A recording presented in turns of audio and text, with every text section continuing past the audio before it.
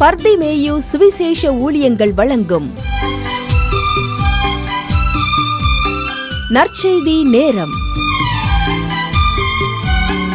தேவ செய்தி pastor R. Augustine. இந்த நாளில் உங்களோடு பேசி வருகிறேன். காவல்காரன் என ஒருத்தர் கேட்டார்னு சொன்னேன். அவர் ஒரு சாதாரண வாட்ச்மேன் வேலை. ஆனால் எனக்கு அன்பார்களே, நாம் நினைக்கிறோம் ஆஃப்டர் ஆல் வாட்ச்மேன். ஆனால் இந்த வாட்ச்மேன் வேலை தான் முதல்ல மனிதனுக்கு தேவன் நியமித்த ஒரு வேலை. எப்படின்னு கேட்பீங்க? உங்கள் வேதத்தை தயவு செய்து எடுத்து ஆதியாகமம் 2ஆம் அதிகாரத்தில் 15வது வசனத்தை, 15, 16 இந்த 2 வசனத்தையும் தேடி கையில் எடுப்பீங்களா? நம்ம வாட்ச்மேன் ருட்டினோடனே என்ன வேலை ஆகுறாரு, சும்மா காவக்காரர் இல்லைன்னு சொன்னால் ஒரு பிரயோஜனம் கிடையாது. இன்றைக்கி எந்த இடத்துலையும் பாருங்கள், காவல் இருக்கணும். எனக்கு அன்பார்களே, அதனால தான் ஒரு பெண்ணை பிடிச்சி கொடுக்கும்போது கூட, கையில் பிடிச்சி கொடுக்கும்போது சொல்கிறோம், நீ எல்லாவற்றிலையும் பாதுகாத்து கண்ணில் ஒரு கண்ணீர் வராமல் பாதுகாக்கணும் அப்படின்னு. காவல் அவளுக்கு எல்லா விதத்துலேயும் காவல் புருஷன்தான். அதே போல் மனைவிக்கு காவல் புருஷனுக்கு காவல் மனைவி, பிள்ளைகளுக்கு காவல் பெற்றோர். எனக்கு அன்பார்கள், இந்த காவல்ங்கிறது நம்ம அசால்ட்டாக, இன்னும் சொல்லப்போனால் ஒரு ஏழ்மையாக, ஆமாம் ஆப்டால் ஒரு வாட்ச்மேன் அப்படின்னு நினச்சிடாதீங்க. ஒரு வாட்ச்மேனாக இருந்த மொர்தெக்காய் தான் யூத சாம்ராஜ்யத்துக்கு வந்த அழிவை மாற்றுவதற்கு அலறினான் என்பதை நீங்கள் மறக்கக்கூடாது. நான் எப்போதும் சொல்வேன், உங்கள் வேதாகமத்தை எங்கே இருந்தாலும் தயவு செய்து தேடி எடுத்து கையில் வச்சுக்கிட்டு ஆதியாகமத்தில் 2ஆம் அதிகாரத்தில் 15ஆம் வசனத்தை அப்படி எல்லாரும் தேடி எடுத்து வச்சுக்கிறீங்களா? அப்படி எல்லாரும் எடுக்கிற வரைக்கும் நீங்களும் நானும் பாடுமா? காத்துக்கொள் காத்துக்கொள் காத்துக்கொள் காத்துக்கொள், பெற்றுக்கொண்ட அபிஷேகத்தை காத்துக்கொள் காத்துக்கொள் காத்துக்கொள், பெற்றுக்கொண்ட அபிஷேகத்தை காத்துக்கொள். பொங்கல் மேல கண்ணு போச்சுலாம் போச்சமாமோ அபிஷேகம், ஆழ மேல கண்ணு அம்போதாமோ அபிஷேகம். காத்துக்கொள் காத்துக்கொள் காத்துக்கொள் காத்துக்கொள், பெற்றுக்கொண்ட அபிஷேகத்தை காத்துக்கொள்.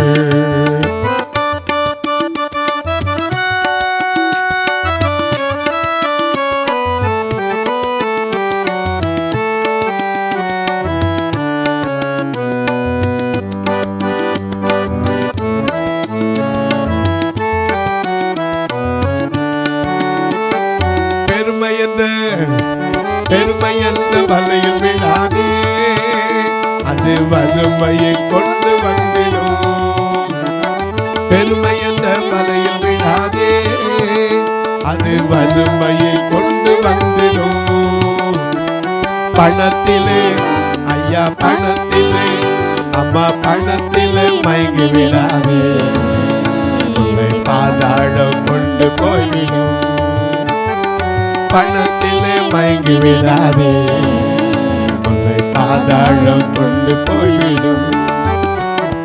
காத்துக்கொள் காத்துக்கொள் காத்துக்கொள் காத்துக்கொள், பெற்றுக்கொண்ட அபிஷேகத்தை காத்துக்கொள் காத்துக்கொள் காத்துக்கொள், பெற்றுக்கொண்ட அபிஷேகத்தை காத்துக்கொள்.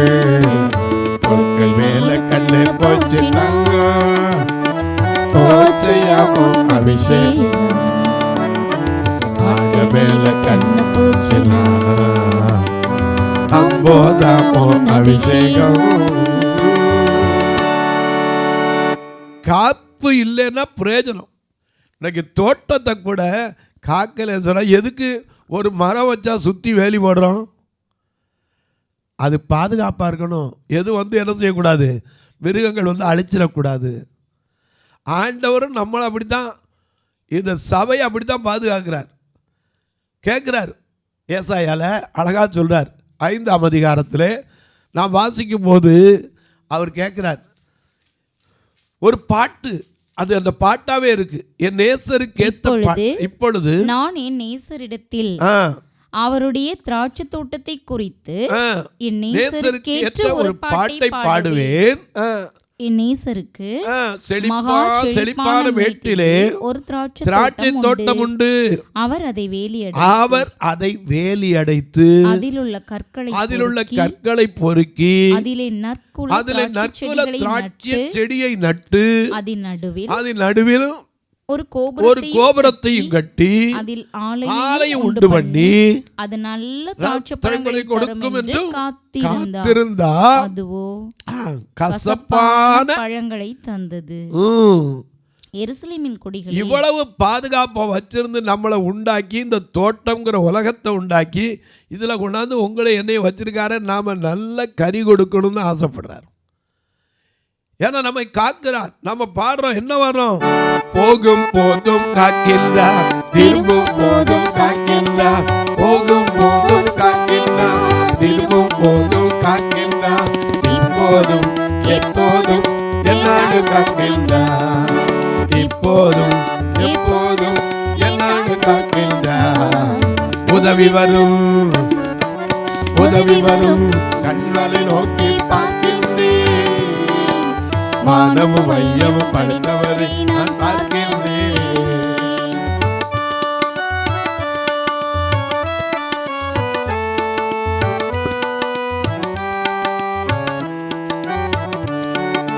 கர்த்தர் எல்லா தீங்கிற்கும் விலக்கி என்னை காத்திடுவார், கர்த்தர் எல்லா தீங்கிற்கும் விலக்கி என்னை காத்திடுவார். அவர் எனது ஆத்துமாவை அனுதினம் காத்திடுவார், அவர் எனது ஆத்துமாவை அனுதினம் காத்திடுவார். உதவி வரும் கண்ணலை நோக்கி பார்க்கின்றேன், வானமும் வையமும் படித்தவரை நான் பார்க்கின்றேன்.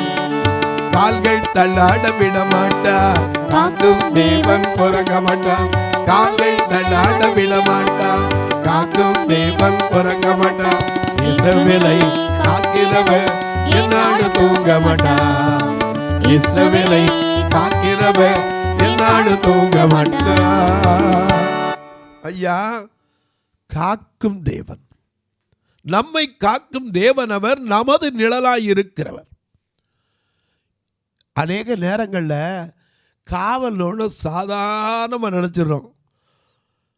ஆண்டவர் ஒரு நல்ல தோட்டத்தை உண்டாக்கி அதுக்கு வேலி அடைச்சு, ஏன்னா எந்த மிருகங்களும் வந்து என்ன செய்யக்கூடாது, அழிச்சிடக்கூடாது, வேலி அடைச்சி நல்ல திராட்சை சலத்தை கொலையை நட்டு கல் பொறுக்கி பண்படுத்தி நற்குல திராட்சை செடியை நட்டு அதில் ஒரு ஆலையும் கட்டி கோபுரத்தையும் கட்டி நல்ல கனி தரும் அப்படின்னு காத்திருந்தார். ஆனால் என்னத்தை கொடுத்துச்சு, கசப்பான கனிகளை தந்தது. அப்போ என்ன செய்யலாம், அவரே சொல்றார், அதுக்கு பின்னாடி சொல்றார், நான் இனிமேல் என் தோட்டத்துக்கு எனக்கு நியாயம் தீருங்க, கொடுத்து பாதுகாத்த மறந்தா நியாய தீர்ப்பு தான். அதே ஏசாயா 5ஆம் அதிகாரத்தில் என்ன சொல்றார், திரும்பவும் சொல்றாரு, நான் இனிமேல் என் தோட்டத்துக்கு எந்த வேலையை செய்யலாம், எனக்கு எருசலேமின் கொடிகளே, யூதாவின் மனுஷரே, எனக்கும் என் திராட்சை தோட்டத்துக்கும் நியாயம் தீருங்க. அவ்வளவு பாதுகாப்பா வச்சு வேலி அடைச்சு கல்ல புறக்கி இவ்வளவு பக்குவமா விதைச்சு வச்சு நல்லது தரலைன்னா என்ன பிரயோஜனம்?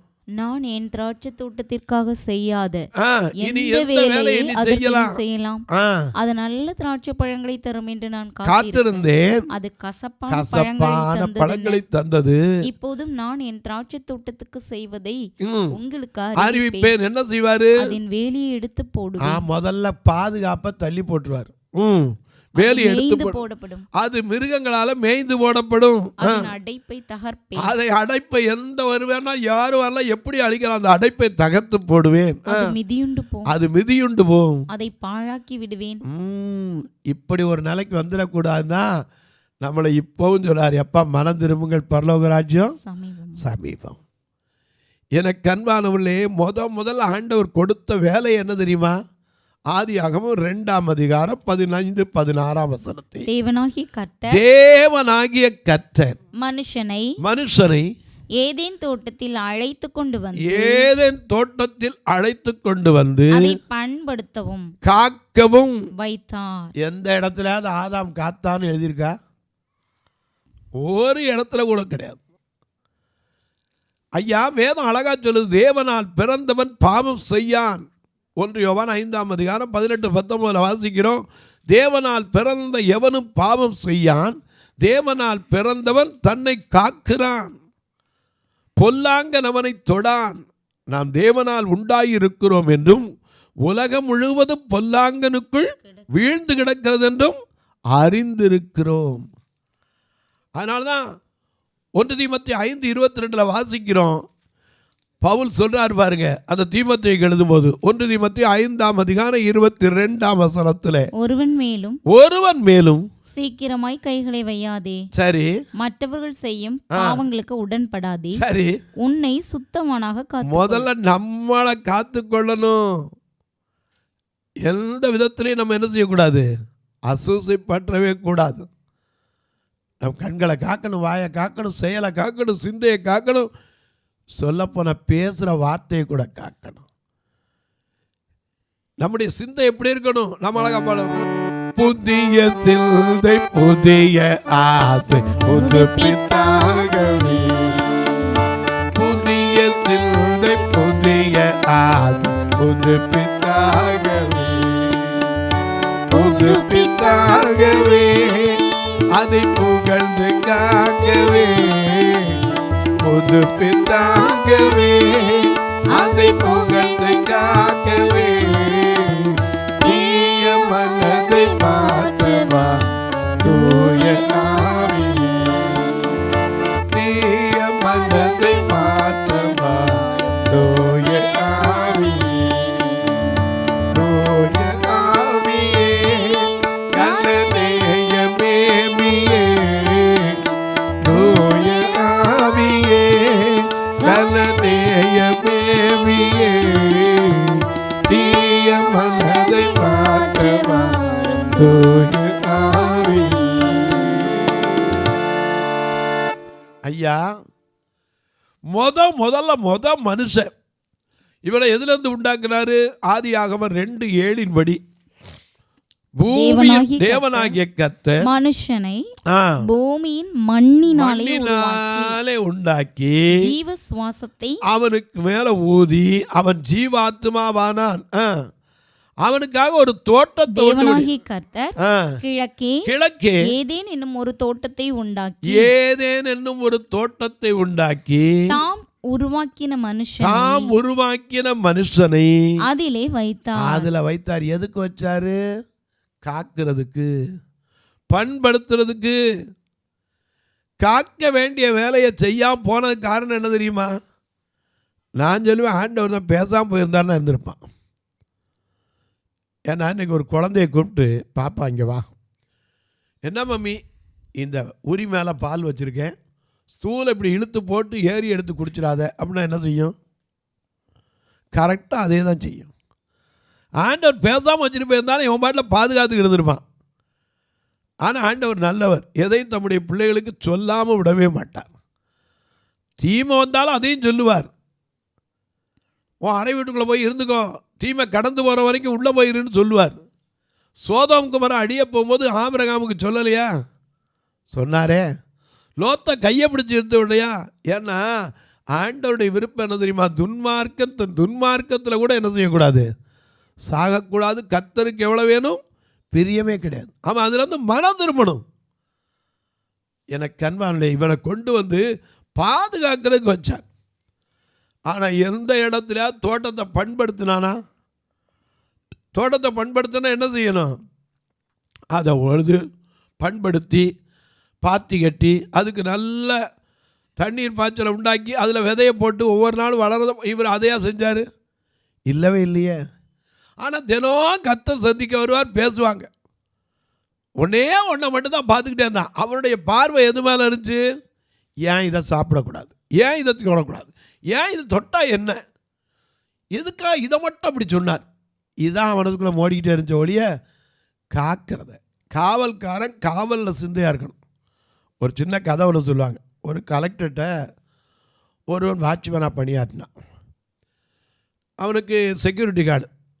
அந்த கலெக்டரம்மா ஒரு நாள் தூரத்துக்கு பயணம் போகணும்.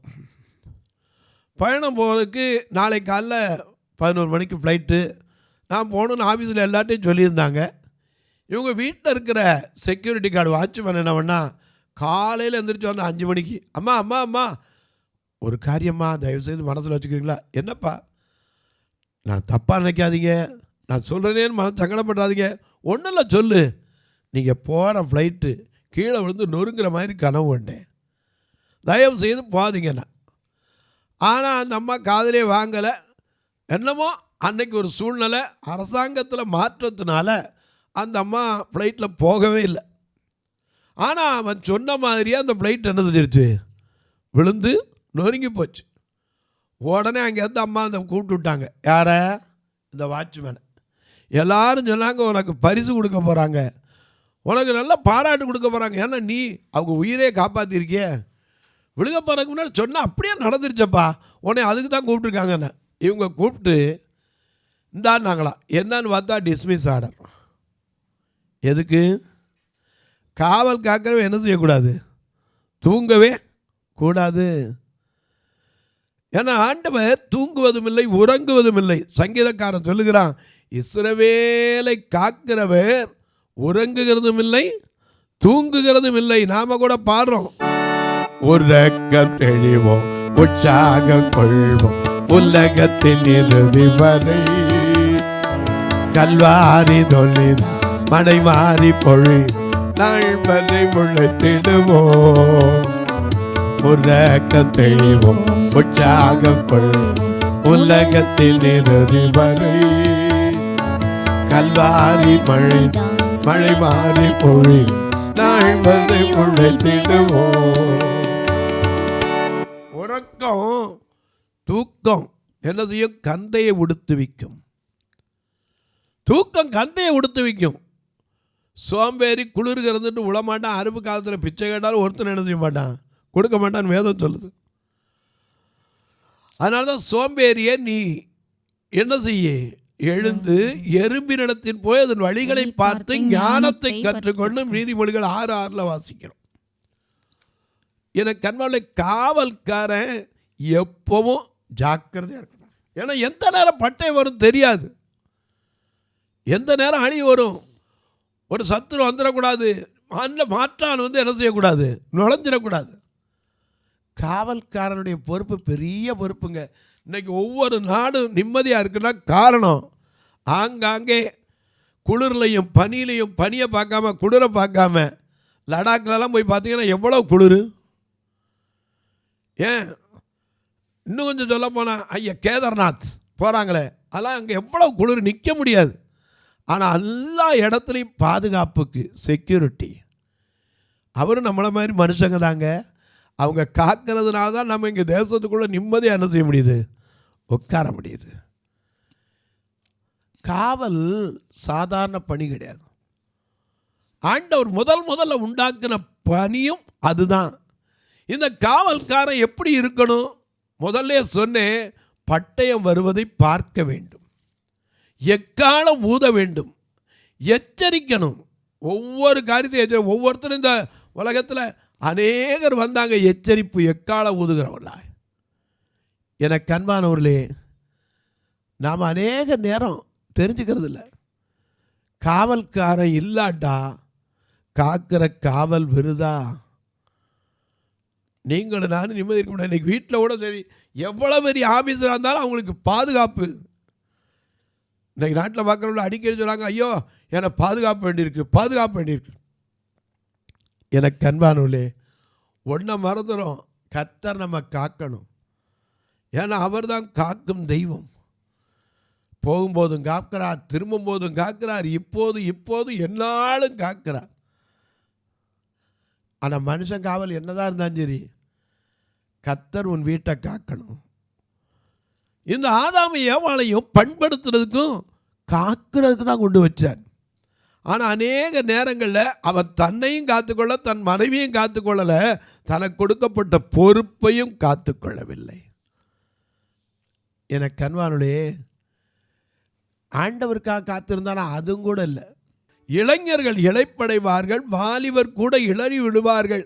ஆனால் கர்த்தருக்கு காத்திருக்கிறவர்களோ புது பலன் அடைந்து கழுகுகளைப் போல செட்டைகளை எடுத்து உயர எழும்புவார்கள். ஓடினாலும் நடந்தாலும் சோர்ந்து போக மாட்டாங்க. ஏன்னா காக்கிற தொழில் இருக்க பெரிய உலகத்திலேயே உன்னதமான பணி அதுதான். இறைவன் நம்மை காக்கிறார், ஒருபோதும் காக்கிறார்.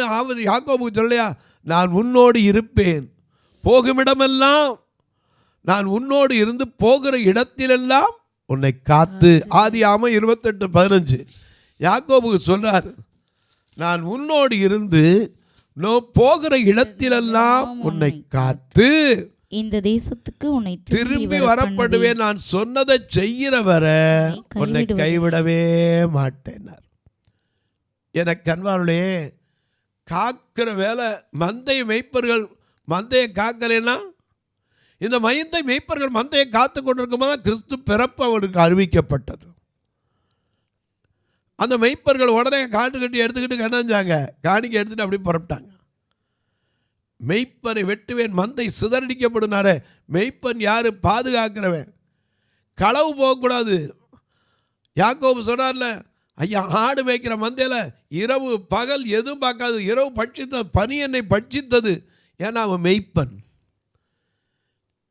மெய்ப்பனாக இருக்கிறவன் எந்த நேரம் தன் ஆடுகளுக்கு ஆபத்து வரும் விழிப்பாக இருப்பான். ஐயா, காவல்காரங்கிற சாதாரண வேலை இல்லை. ஆனால் அந்த காவல்காரன் எப்படி இருக்கணும் அதை நீங்கள் மனசில் வச்சுக்கணும். ஏசாயா தீர்க்கதரிசியின் புஸ்தகம் 56ஆம் அதிகாரம் 10வது வசனத்தை வாசிக்க. அவனுடைய காவற்காரர் எல்லாரும் ஒன்றும் அறியாத குருடர். கண்ணு தெரியாம காவலுக்கு வச்சு என்ன பிரயோஜனம்? என்னை கொண்டு உட்கார வச்சிங்கன்னா நான் என்ன செய்வேன்? உட்காந்துருப்பேன், அவ்வளோதான். யார் வந்தால் யார் போனால் தெரியாது. சத்தம் கொடுக்காம போயிட்டோன்னா யாரோ போனாங்க, நடந்த சத்தம் கடிச்சு யாரும் தெரியல. எனக்கு அன்பான காவற்காரன் முதலாவது விழித்திருக்கணும், கடமையில் தவறக்கூடாது. அதே போல் எப்போ என்ன வரும், கண் உறங்கக்கூடாது. ஆனால் அந்த காவல் இல்லைன்னு சொன்னால் ஒன்றுமே கிடையாது. கண்ணும் கருத்துமாக இருக்கணும். இன்னைக்கு தாய் பிள்ளையை காக்கிறா. பிறந்த குழந்தைய அதுக்கு பசின்னு சொல்ல தெரியாது, எனக்கு யூரின் வருதுன்னு சொல்ல தெரியாது, அதுக்கு எதுவுமே தெரியாது, வயிற்று வலிக்கும் சொல்ல தெரியாது. ஆனால் அம்மாவுக்கு தெரியுது, கண்ணும் கருத்துமா பிள்ளையை காத்துக்கிட்டே இருக்கா. ரோட்டில் பஸ்ஸு பாம் பாம் பாம்னு அலாரம் அடிக்கும், காது கேட்காது.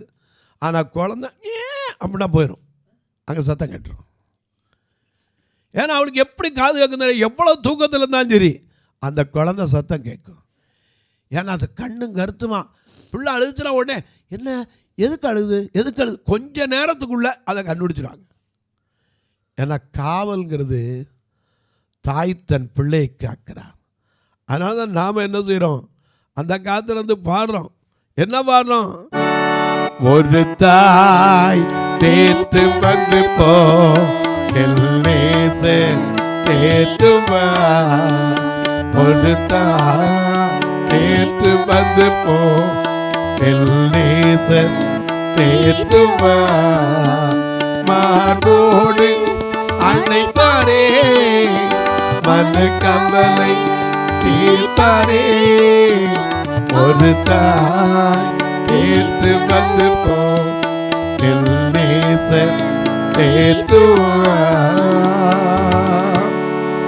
தொலைக்காட்சியில் பார்க்கிற என் அன்பு மக்களே, இந்த நிகழ்ச்சியை நாள்தோறும் பார்க்குறீங்க, கேட்குறீங்க, சந்தோஷப்படுறீங்க, ஜெபம் பண்ணுறீங்களா? ஒரு நாள் தடையில்லாமல் வரணும், தேவைகள் சந்திக்கப்படணும். ஏன்னா ஒரு மாதத்துக்கு தொலைக்காட்சி நிகழ்ச்சி ஒரு நாளைக்கு 5000 குறையில்லாமல் கட்டணம் வைக்கிறது, ரெக்கார்டிங் எடுக்கிறலாம் இருந்தால் தான் உங்கள் வீட்டுக்கு வந்து சேரும். அதுலேயும் கரண்ட் இருக்கணும், கேபிள் காரை நல்லபடியாக பார்க்கணும், மழை காற்று இல்லாமல் இருக்கணும், இல்லாட்டா அதுவும் போச்சு. எனக்கு அன்பார்களே, நீங்களும் இதற்காக ஜெபியுங்கள். உங்களுடைய குடும்ப ஜபங்களை வைத்துக்கொள்ளுங்க. எங்கள் சபை ரெண்டு பார்வையற்ற சபை, 2 சபையுமே திருநெல்வேலி, மதுரை. பார்வையற்ற மக்களை ஒரு நாள் கூட நான் சாப்பிடாமல் அனுப்புகிறதே கிடையாது. உங்கள் பிறந்த நாள், திருமண நாள் போன்ற நல்ல நாட்களிலே கர்த்தர் ஏவினால் நீங்களும் இந்த சபையில் ஒரு நாள் உணவு கொடுக்க உதவலாம். ஒரு கண்ணு அவளுக்கு கண்ணா உதவுற ஊன்றுகோல் கொடுக்க உதவலாம். ஏன் எத்தனையோ பேருக்கு நல்ல துணிமணி கூட இல்லை, அப்படிப்பட்டவர்களுக்கு துணிமணி கொடுக்க உதவலாம். சில வீடுகளில் போய் பார்த்தீங்கன்னா சமையல் பாத்திரம் கூட இருக்காது. பாவம், அவ்வளோ கஷ்டத்தில் வாழ்கிறவங்க இருக்காங்க. கர்த்தர் உங்களை ஏன்னு அப்படிப்பட்ட காரியங்களுக்கு உதவலாம். பார்வையற்றோருக்கு பிறந்த பிள்ளைகளின் கல்விக்கு, ஏன்னா அப்பா அம்மா கண்ணு தெரியாமல் போச்சுன்னா அந்த பிள்ளைய படிக்கணும். 2 கண்ணு தெரியாட்டாலும் ஒரு பெண் சகோதரிகள், நீங்களும் எத்தனை பேர் இதை கேட்குறீங்க, உங்களை போல் அந்த பெண்ணும் வாழணும்.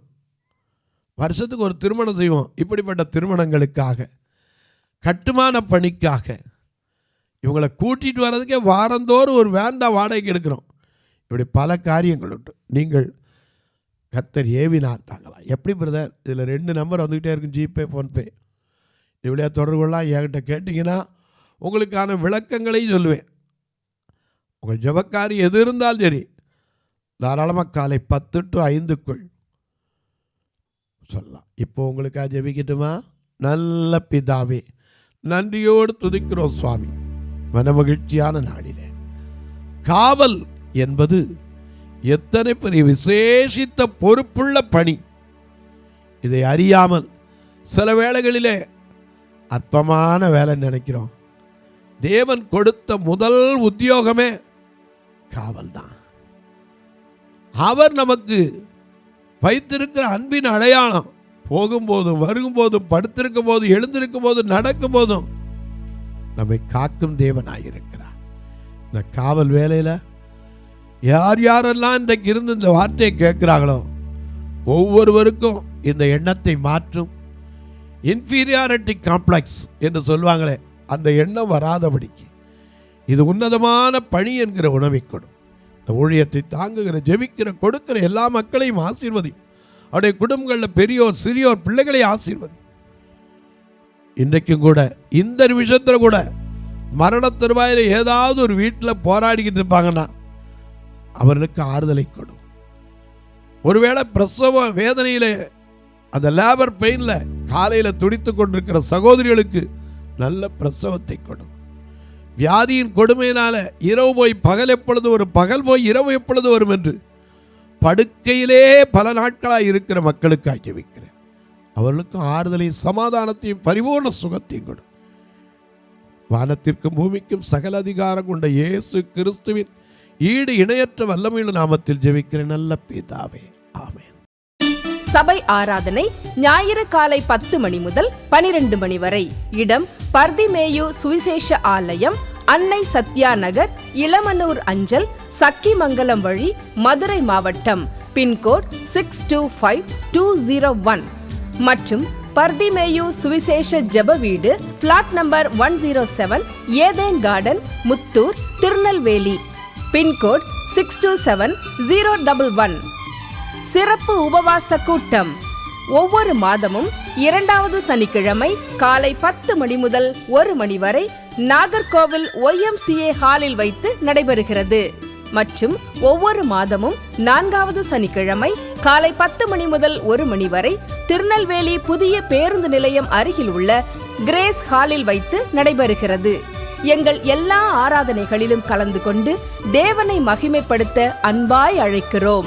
உங்கள் உதாரத்துவமான காணிக்கைகளினால் இவ்வூழியத்தை தாங்க விரும்பினால் R Augustine, account number 5021364331, IFSC code IDIB 000B066, Indian bank, BP Kulam, Madurai. GPay number 9842181917, BGM ministries மற்றும் 9442559772, பிளைண்ட் மினிஸ்ட்ரீஸ் அகஸ்டின். உங்கள் தொடர்புக்கு பாஸ்டர் ஆர் அகஸ்டின், பர்திமேயு சுவிசேஷ ஊழியங்கள், நாகமலை, புதுக்கோட்டை, மதுரை 625019. தொலைபேசி எண்கள் 98421819117 மற்றும் 9442559772. கர்த்தர் தாமே உங்களை ஆசீர்வதிப்பாராக.